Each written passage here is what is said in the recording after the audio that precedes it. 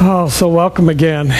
Thank you, Ricky and Rod and Marcia, for that.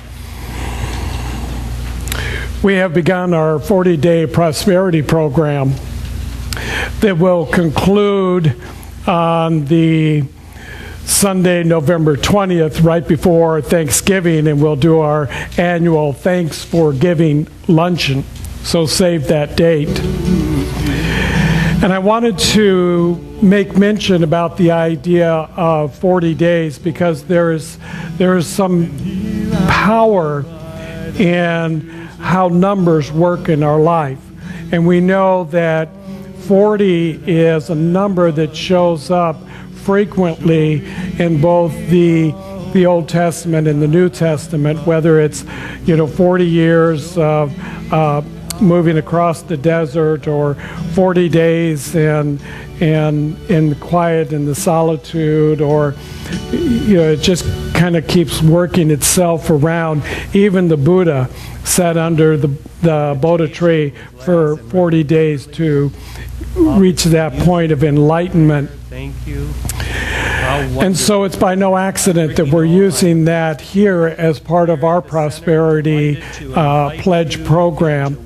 And I started to calculate it out because my mind goes there. My brain likes to do these things. And I thought, so 40 days, it's like, well, how could we do this throughout the year? Wouldn't it be kind of interesting if we did sections, 40-day sections? So I thought, well, let's see, not counting leap year, there's 365 days, so 40 days, so that would be 9.125 units of 40 days. Well, that doesn't quite figure out. So how many years will it take me in order to have a complete calendar session that works out 40-day units? Well, it would be 33 years, not counting the leap year. So I thought, well, that's probably not going to work. And then I realized, 40 days, probably because it was something that was coming up out of ancient time, may have had more to do with the lunar calendar, the Jewish calendar, and some of the early ways in which the human race was tracking time. But then it was time to get up and get ready to come to service, so I didn't get into that calculation. But I'll work on that and see if I can come up with because I know that there's a mathematical solution to this that brings about some order. Because the universe, in and of itself, has been created by a divine intelligence. My opinion. Just my opinion. When I look out and I see the cosmos and the galaxies and the things that are happening, I'm thinking, there has to be intelligence in this, behind this, the cause of this. It was not just some accident where there was nothing and some other nothing, and it collided in nothingness and created something. There had to be a cause behind all of that. And in Science of Mind, we talk about that first cause as being the infinite intelligence. Now, this gets to be really mind-boggling if you've been brought up in a faith or a tradition or a religion that wanted to describe that there was an entity called God that looked like something. And as we began to work on that a little bit more, it began to look more and more like us. So in that way, we created our image of God.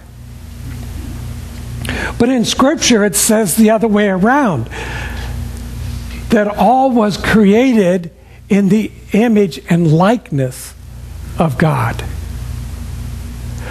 All. So it doesn't look like man or woman or even human, because it's all. So it has to look like our pets and our little creatures, and the birds and the fishes. And it has to look like the mountain and the trees. And it has to look like the immense space that sits out there in between everything. In the galaxy, where at least to our ability, it looks like there's nothing. So what would that be that could embody that could encompass all of that could bring all of this into our awareness of what is this thing that we're calling the divine spirit, intelligence? It doesn't have a form. It has an energy, a vibration to it that in and of itself is beyond anything that we have at this point in our ability to measure or to describe or to put into some kind of a container. Because it cannot be contained. And the wonderful thing about science that's happening today is that it's beginning to tell us that we can't contain it. Because as I was probably in my early adult life, looking into some of the studies about science, and they were talking about, oh, the universe is starting to shrink. That it had, you know, the Big Bang, and it exploded out into something enormous, and now it's starting to shrink. And some billions of years down the road, it's all just going to disappear again. But just most recently, I was listening, I love NPR, and there was a report that, oh, that's not true anymore. They've actually discovered that the universe is now expanding again. It's getting greater. It's getting, you know, more expansive. And I thought, I wonder if that's really true, or have we just kind of learned a little bit better how to measure some of this? And so we're beginning to find that what we thought before was really not the absolute truth. It was just kind of a theory that we made up, and we started to follow that. And most of us, because we're really good followers, just went along with it. Isn't that incredible how most of the human race is made up of followers? They just like to follow along and not question it. Some 520 years ago, this, well, he was a courageous person. Some people thought he was an idiot or insane. Decided to sail the waters blue and you know, move out into the oceans and prove the point that it was not flat. That Columbus could sail out of wherever he left, Spain or something, and travel to the New World and not fall off the edge of the planet because it was no longer flat. I know that there are still some people that believe that it is. You know? You know? And they're co-creating their experience. And they kind of like stay in their little, you know, container. And when they drive someplace, they go off the edge. Just my opinion. But when we open up to this idea of consciousness, that really in mind, in our capacity, in our human experience, we do not yet know everything that is available to know.